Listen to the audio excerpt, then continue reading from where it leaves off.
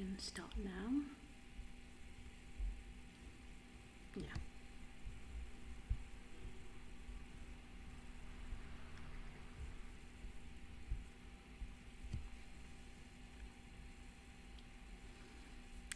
It's working. It's recording.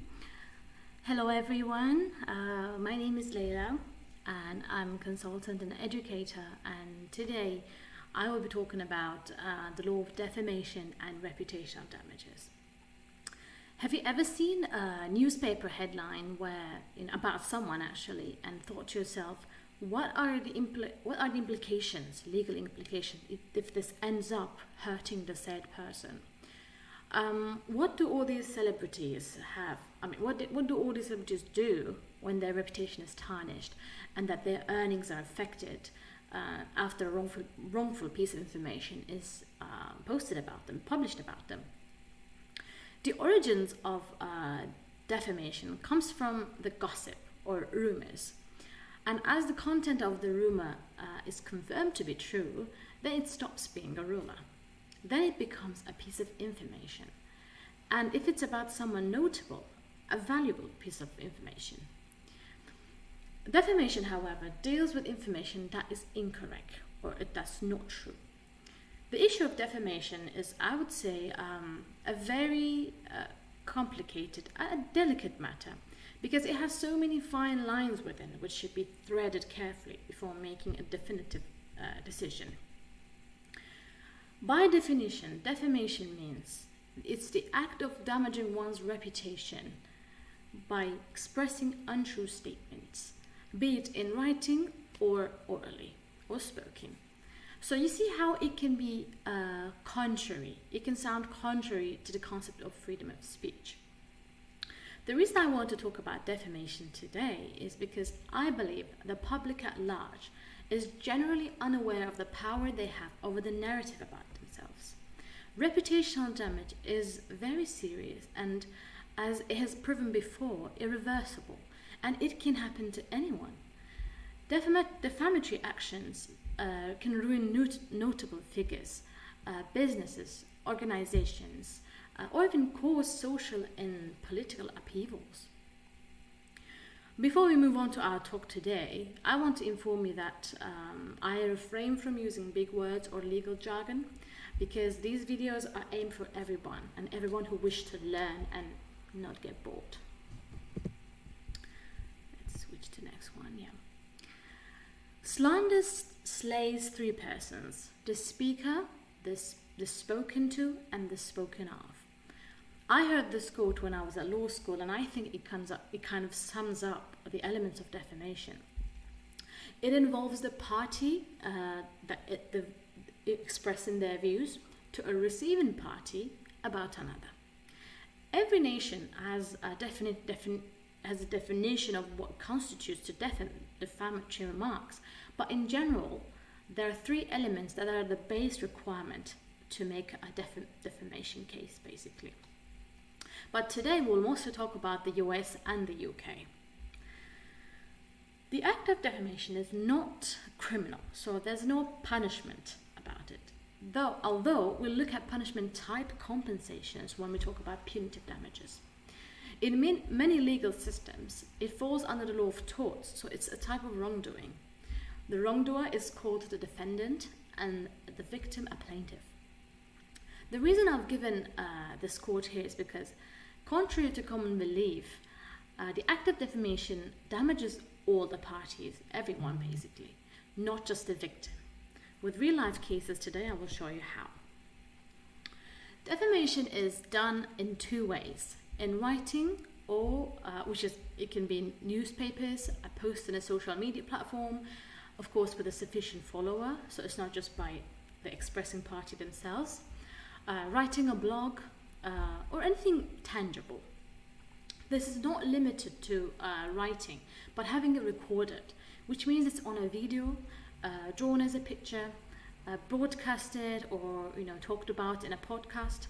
And as we call it, anything the victim or the plaintiff can bring with themselves to the court as an evidence. This is called libel. libel cases, we've seen an increase over the years as the growing internet use. And I mean, these days it just seems like it's so easy to put up anything on the internet and get away with it.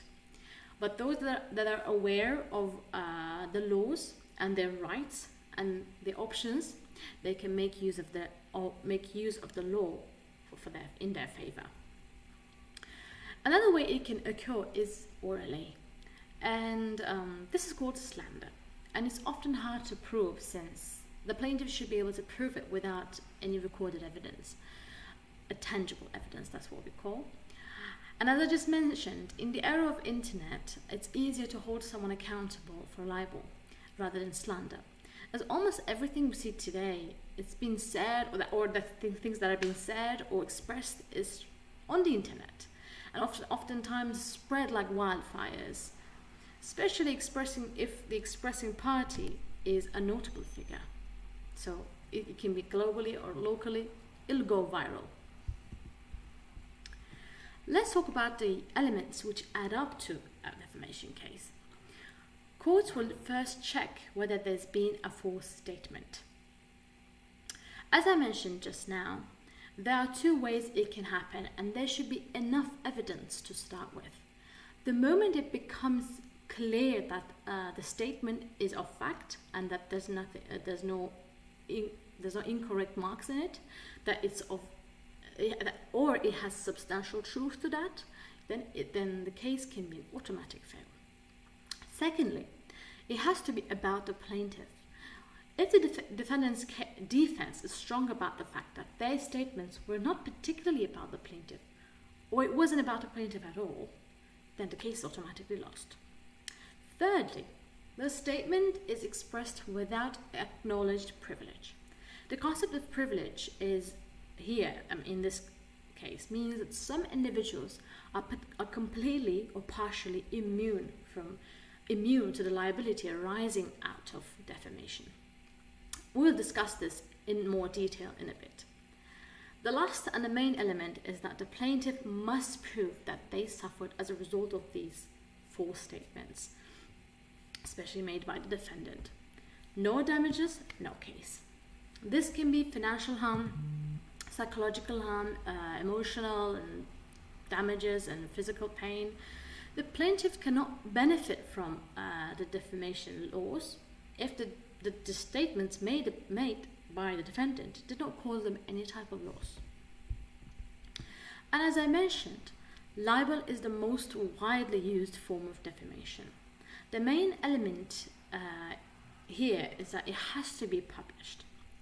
Previously, it was often through newspapers or any other means of publishing houses, but now it can be even a social media platform run by a defaming party, not the platform, but a page on a social media platform that's run by the defaming party.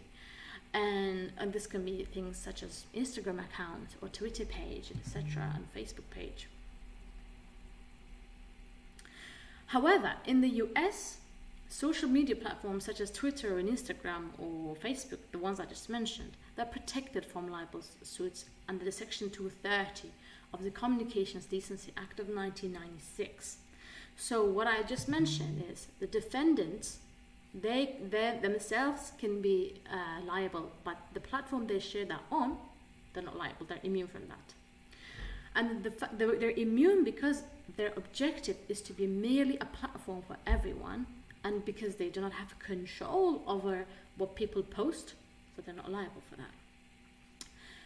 Despite that, in the US especially, lawmakers there, over the last few years, they've been trying to limit what these platforms can and cannot do, and what they allow the parties, the people, the users to post or not to post. That's why the standards for famous person, that's, to prove that they have deliberately been defamed is higher than it is for, let's say, a private person like you and me.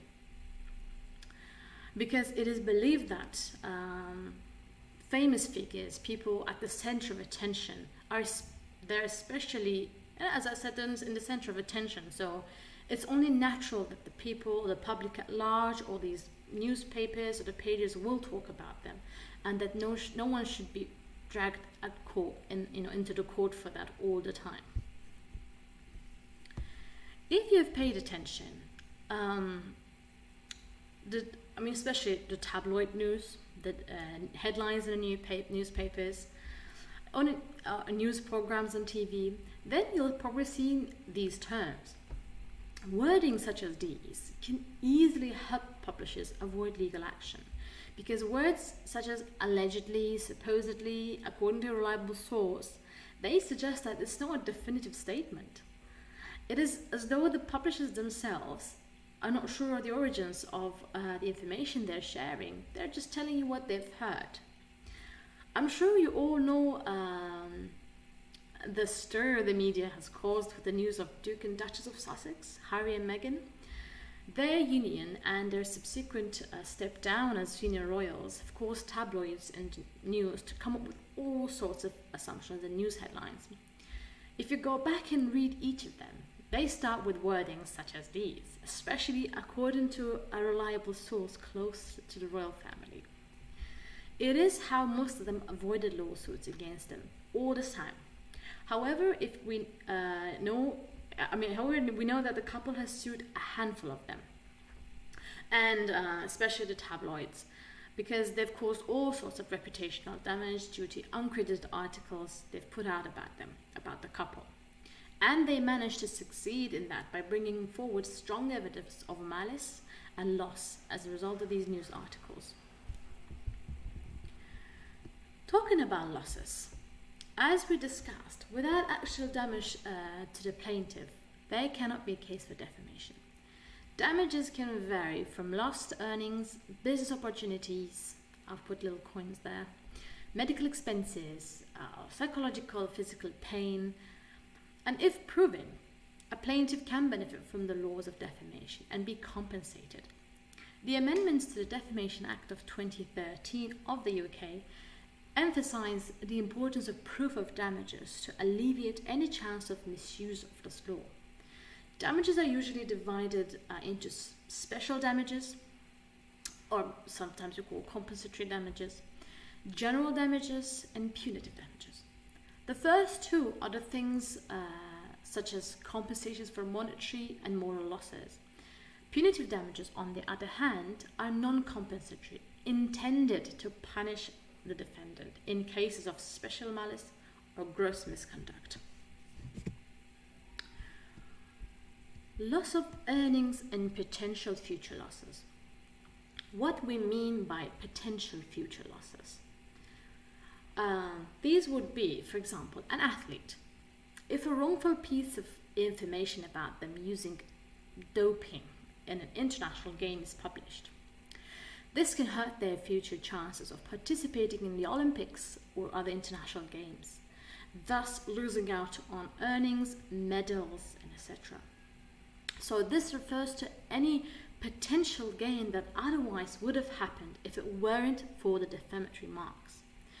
Another example would be a doctor forfeiting their earning capacity because a published piece about them wrongfully condensed their treatment methods.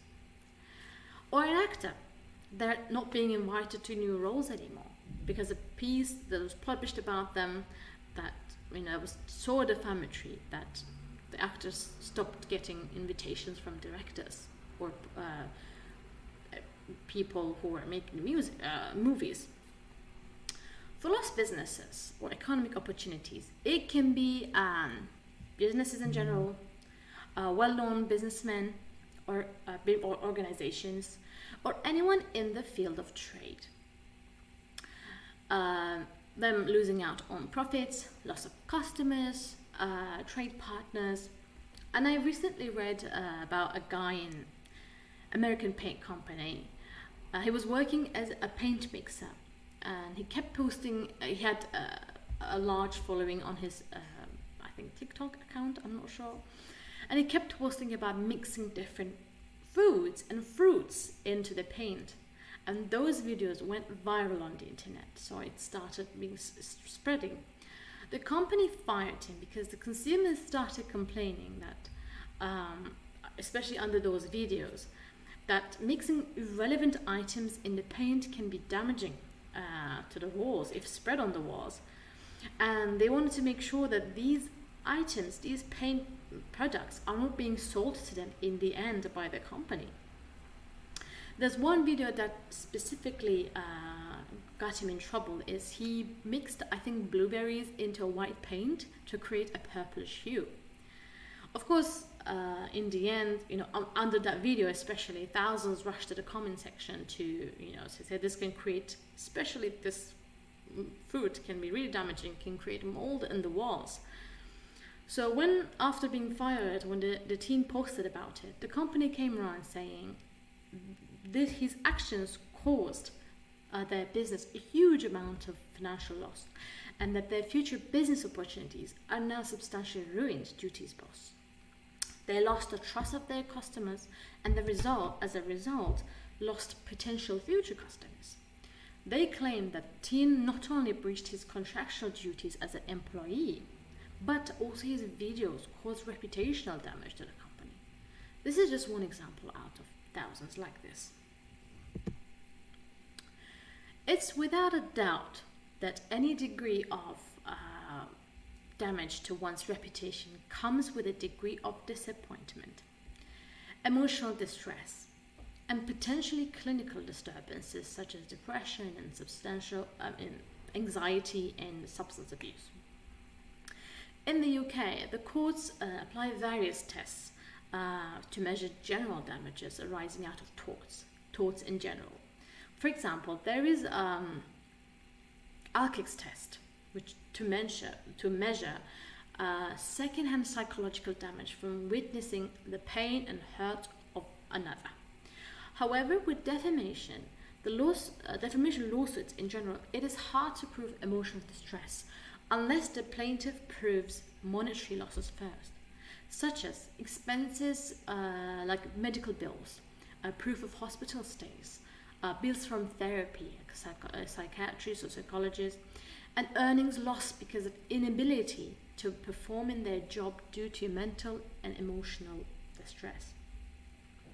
The most successful ways, the way a plaintiff can prove emotional distress is to prove they spent time and money and effort to restore their health. We see often the plaintiff relies heavily on their own or legal team statements to succeed, especially at a court where there's the presence of jury. On the other side, emotional and mental damages are measured in proportion to the defamatory claims made against them. This means if the courts find that the defendant committed defamation with malice and the libel is too derogatory and humiliating, there's no way a plaintiff wouldn't have suffered from that.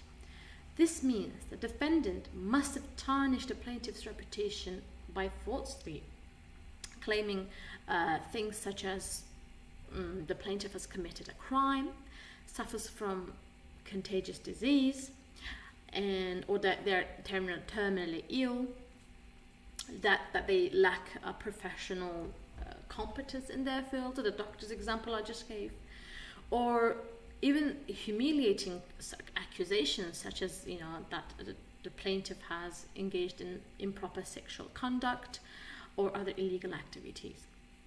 And as we know, the discretion lies heavily on the facts of each case and is assessed individually. In the US, the courts don't have a set limit on awards, which means some plaintiffs end up getting $1 and others end up getting millions. In tort law, per se harm is usually described as the act itself, the conduct that's actionable by itself, meaning that the defendant's actions are a direct breach of the law and it wasn't a wrongdoing that arises out of an expected duty of care. In the context of defamation, the UK and the US, they each have their own application of that. In the UK, as I mentioned earlier, the guidance for awarding damages is given under the Defamation Act of 2013. and the relevant case law. The courts usually look for the presence of malice.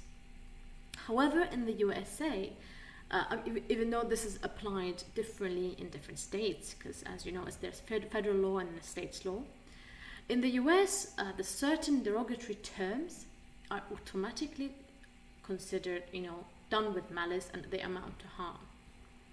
In 2019, a UK court confirmed in La Show Independent Print, I'm sorry if I pronounced that wrong, that the presence of actual damage to the plaintiff's reputation is the only way a court will award damages. So the words by themselves don't automatically constitute harm. An example I've given here is writing reviews for a restaurant. Saying that the restaurant has horrible food is obviously different than saying that you had a food poisoning after eating there. Both are hard to prove, as we know, but critiquing like that can end up hurting the venue's reputation, and it can be irreversible. But because in this one, where we say, I got food poisoning after eating there is an issue of, it's basically an issue of health and well-being of the public. So it is a very serious accusation. The courts will most likely view the former as an opinion, such as, oh, the food wasn't tasty at all, because tasty has a different meaning for everyone. And the courts conclude that it won't amount to a successful defamation case, like an automatic win. It's not going to be an automatic win. However, if the letter that you got food poisoning from that is written, it might amount to libel. This is what the US courts are generally defending. You can write a review of or be a critique of something, but if you put out something that automatically damages the reputation of someone or an entity or company, you will be liable. I've talked enough about the defamation from the point of view of a claimant. Let's briefly talk about the defenses available to the accused. There are various ways a defendant is entitled to a defense. One of the ways a defendant can win their case is if they prove that the statement they made is a matter of fact.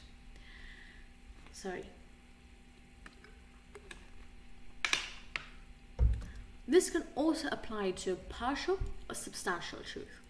Going back to our restaurant example, if the customer can prove that with doctor's notes, medical documents, and professional reports that the food they ate was direct cause of the food poisoning, then they can prove that their remarks were true, that they weren't false at all. Secondly, if the defendant can prove that their statement was part of an opinion or a fair comment, they might have a chance to win. The hard part here is proving that the statements were purely part of an opinion. Let's give you an example. If I post a Twitter update, Twitter status, saying that I think my boss is being mean to us, this is a statement of opinion. This does not contain facts or accusatory wording, and I merely stated my opinion, my thoughts on him. However, if I wrote, my boss is racist, the employees of color are severely disadvantaged under his leadership, then the honest opinion defense would fail, because this statement is directly accusing the boss of being racist. And as if I'm speaking, as though I'm giving an accurate account of his character. So this has a lot of factual elements in it. On the other hand, actually certain statements of opinion can still amount to accusations. So, for example, if my Twitter post said, I believe our boss is not paying his employees equally, even though I may look like I'm stating an opinion, I have put out factual details there that may in the end up defaming him. because the conduct I spoke of, such as not paying his employees equally, be it regarding gender or race, it might require external checks and audits. So you see how defamatory and hurtful it can be. Retraction and apology. A defendant can be entitled to a defense if they have already apologized and their statement or whatever published is retracted. This also applies to an online content. If removed, the defense may be successful. When we talk about defamation, we are talking about reputation. And reputation is something that can take years to build and seconds to demolish and to lose. I believe that once someone's reputation is ruined, undoing that is often impossible. This was confirmed in a British case of Luchansky and Times newspapers. In this case, a globally known businessman was defamed by the Times newspapers. They had previously published that he was involved with criminal activities, which was never confirmed. The news piece was retracted and the matter was put to rest. Then, that issue of the newspaper was stored online on their website under this subtab, I think that's what it's called, under subtab called archives. This means the content now became more accessible to the internet users, both locally and globally. In the end, the courts ruled that every time a reader accesses the article online, the publisher becomes liable all over again. This begs the question, what happens to the defense if it's spread on the internet? The defense of retraction here, in this context, can be an automatic fail. So we should always be careful what we post on our pages, websites, especially big companies and newspapers. As I touched on earlier, the defense of absolute or substantial truth can end the case proceedings quickly, because the defamation deals with untrue statements. I want to talk about a famous recent case, which is commonly labeled by the press as Wagatha Christie, legally named Vardy against Rooney. In 2020, the wife of British football player Wayne Rooney accused Miss Vardy of leaking her private stories from her private Instagram page to others, to the press. Miss Vardy then sued Rooney for libel. How dare you say that about me? However, the evidences brought to the court strikingly favoured the defendant. The evidence brought forward that proved Miss Vardy was actually, she was the one who leaked the private information to the press, was a clever move by the defendant. Miss Rooney showed to the court that she had suspected Vardy leaking pictures to the press via agents. So she created an Instagram story on her page, on her social media page, and only allowed Miss Vardy to view that, without Miss Vardy's knowledge. When the photos leaked to the press, Miss Rooney then had nobody but the plaintiff to blame. On top of it all, when the court required Miss Vardy to bring her phone and exchanged messages between her and the agent and others, she claimed the data was lost and it was wiped off from her phone. And when it was asked for agent's phone to be brought to the court, they said she dropped the phone to the ocean. The court concluded that there is a grave attempt by Miss Vardy to conceal the evidence, and her statements proved to be wrong, while the defendant was received as an honest witness in this court proceedings. So because there was a substantial truth to what Miss Rooney said, Miss Vardy's claim for libel failed. Lastly, I want to talk about the defense of privilege. The privilege defense is a whole other topic on their own, and as I mentioned at the beginning of this webinar, certain individuals are totally or partially immune from liability. This could be witnesses lying on stand in the court. I just want to mention, although this is a whole different, although it is not a liability from defamation. They can be liable for perjury, which is lying on stand, and that is something entirely different.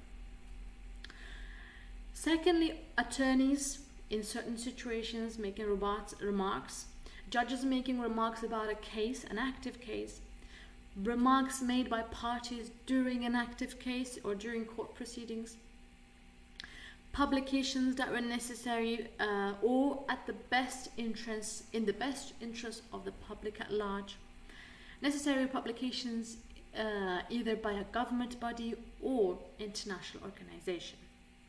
The courts in the UK may even consider lack of malice by the defendant's part as a privileged defense. Privileged defense requires absence of ill will and honest intentions from the defendant. In the US, employee-related communications are protected under the qualified privilege because it's deemed as necessary and a useful conversation between the managers, department heads, or even CEOs. One example would be a CEO warning another CEO about the gross misconduct of an ex-employee by expressing defamatory remarks. It is still under the discretion of the courts to determine the success of the defense. Qualified privilege defenses, they can also be used in the case of peer review of a scientific piece or a scientific article or any commentary made about a scientific and academic matter.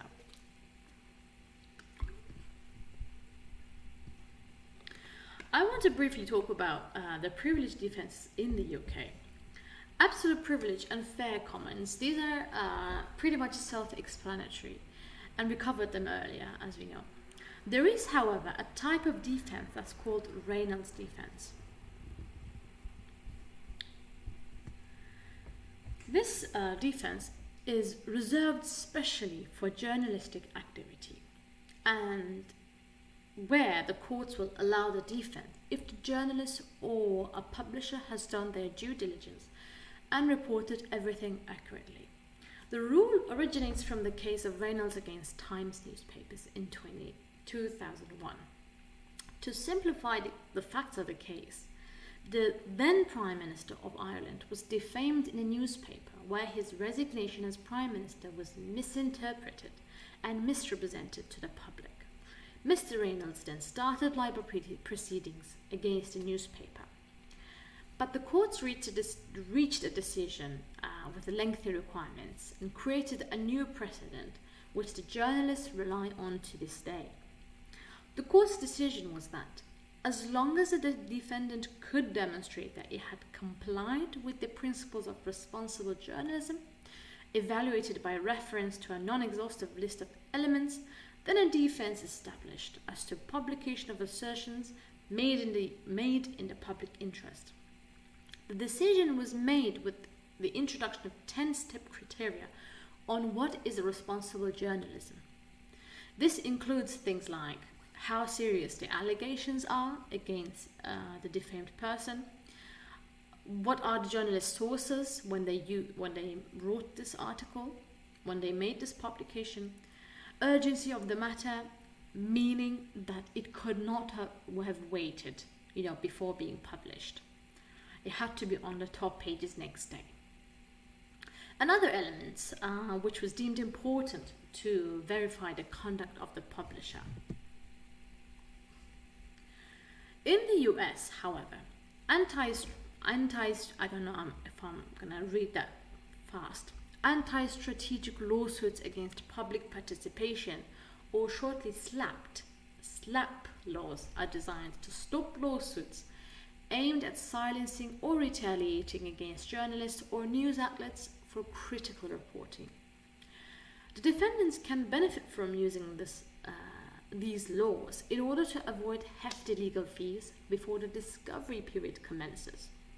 They would do that by filing a separate motion to dismiss the whole suit by showing that the claims brought against them arises from them exercising their right to freedom of speech. This form of protection allows for broad interpretation of this law, so the defendants can easily make use of SLAPP defenses in their case. It is not unanimously accepted, accepted by the states in the US, which means each state has a different application. In some states, this protection is applied only to those that are being threatened by the government, where in states like California, the anti-SLAPP laws can be used in any case of defamation where the defendant is being sued for their remarks about a public figure. As we can all agree, the First Amendment rights of the USA are heavily relied on by their citizens, and we often see the news of a group of activists protesting against a company, a government, or a social media platform when they're restricted from expressing their views. So you can see the complications that defamation suits can create in a society where freedom is well ingrained in the way it functions, and how difficult it can be for the courts to determine whether to maintain the freedom of speech of the defendant or to compensate the plaintiff. Probably one of the the most interesting case of anti-SLAPP is the case of Brown and Avon in 2007. Avon Incorporations, a website that allows people to rate lawyers, was sued by several lawyers who didn't like the rating system it used, more particularly the specific numbers, the rating numbers it gave to each lawyer based on their views by the users. The rating system is not an actionable fact, according to Avon's argument in this case, and the court agreed with them. Apart from the ratings, customers could also leave comments on the website about the lawyers. Despite the fact that federal law shields Avon from accountability for the words made by others, as we mentioned, the act that protected these social media platforms from defamation liabilities, Avon also claimed that the lawyers routinely pursue clients who submit negative and unfavorable evaluations about them on the website.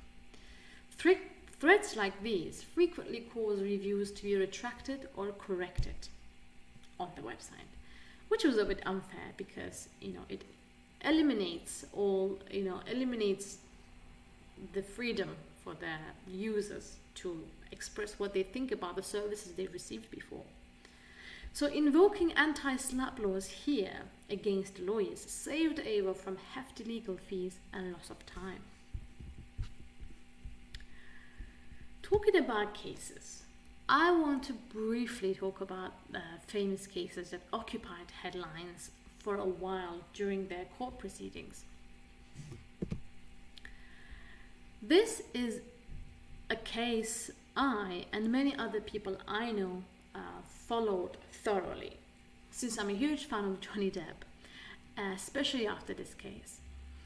After the Me Too movement, I don't know, this is my opinion, I should mention that here. After the Me Too movement, a few years before, I have observed a tremendous amount of unverified accusations against vulnerable men by a group of women for their own benefit and to be somehow relevant.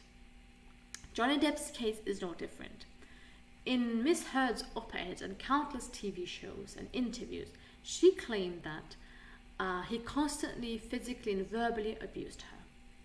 As a result of these statements, he lost earnings and potential future earnings since he was not invited for new roles, and numerous accusations were reported about him being a predator, abuser, and misogynist, and etc.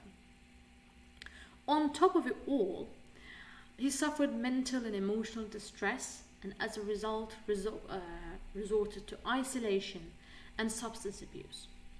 He finally sues her and makes sure the whole trial is televised live.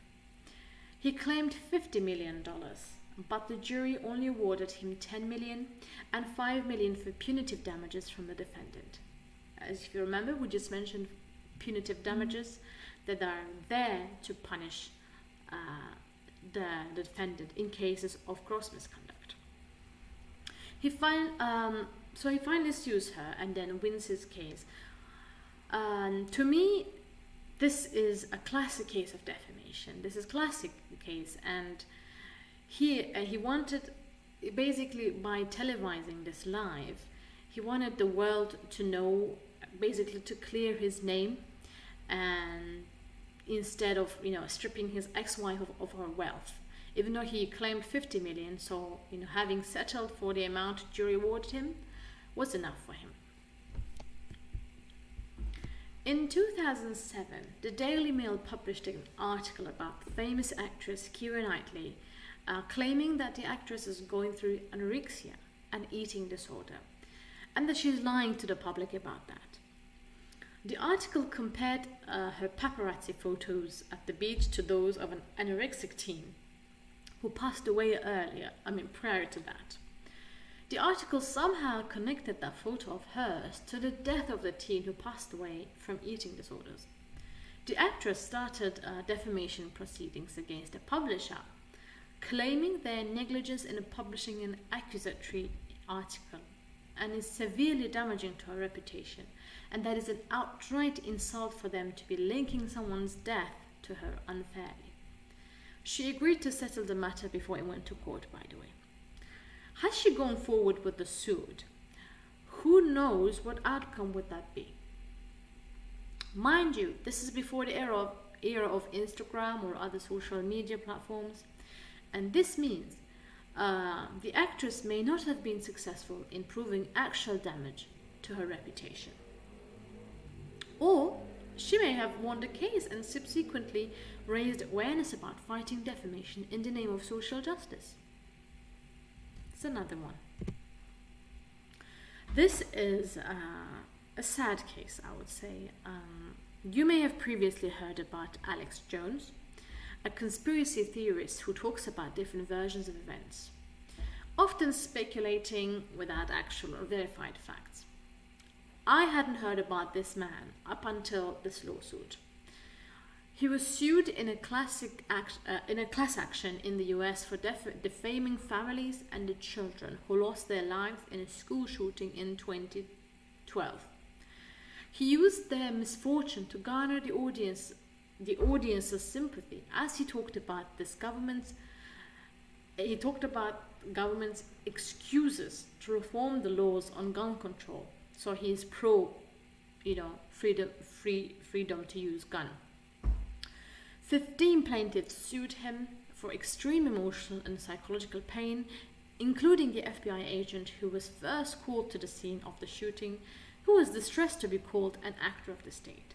So imagine, you have lost your child and many others, and somebody else out there using their misfortune, saying no, they did not pass away, just to garner sympathy of the audience for their own political agenda.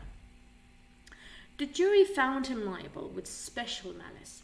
Therefore, the court awarded the plaintiffs almost $1 billion in compensation. Half of that was for punitive damages.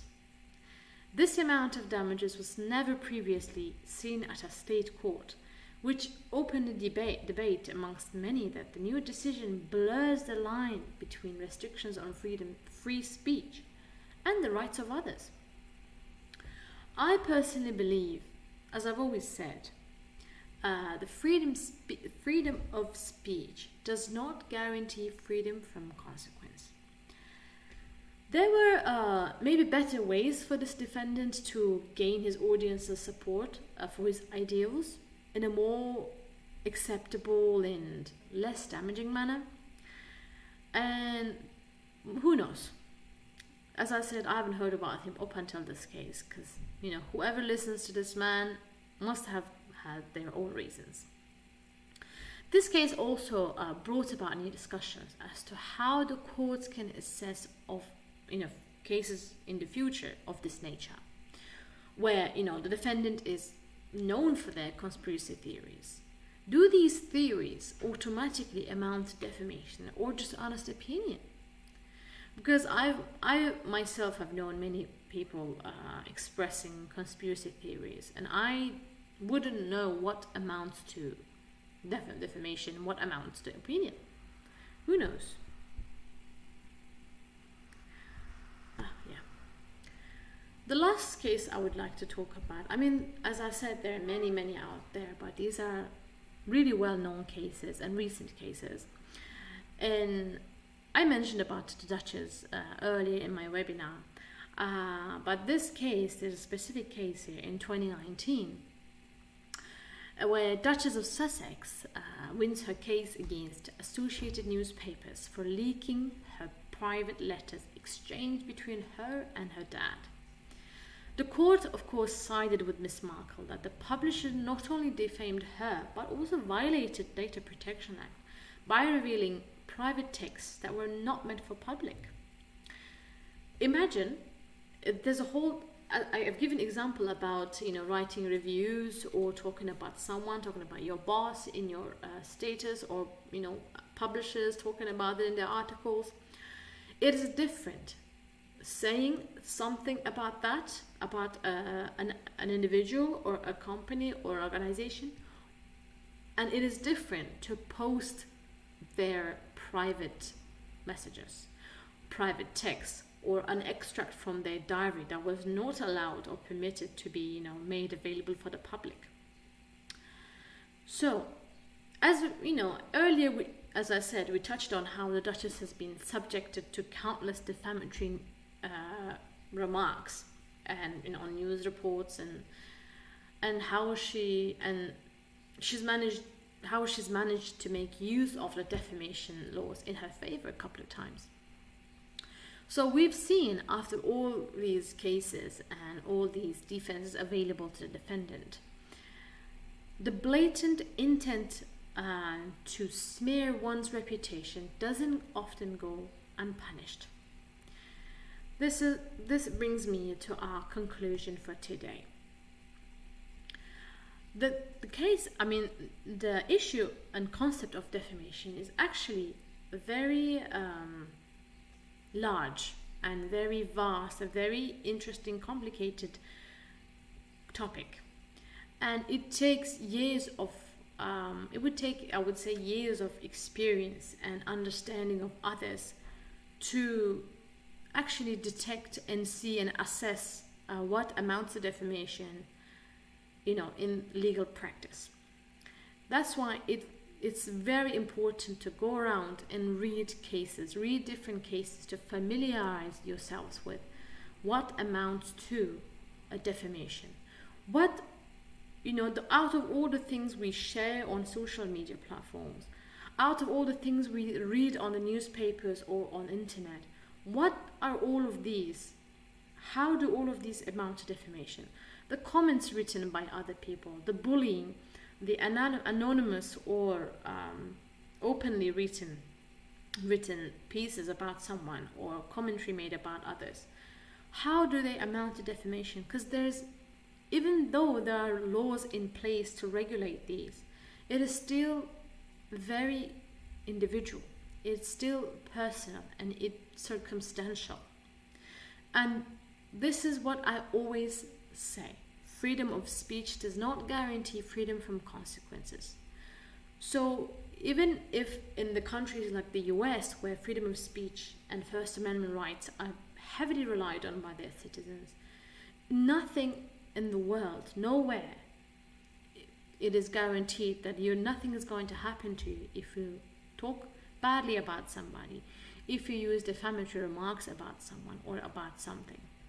So that's why I always urge people to know what amounts to defamatory remarks, what defenses are available to you when you're accused of defamatory remarks, and know the laws wherever you are, whichever country you live in.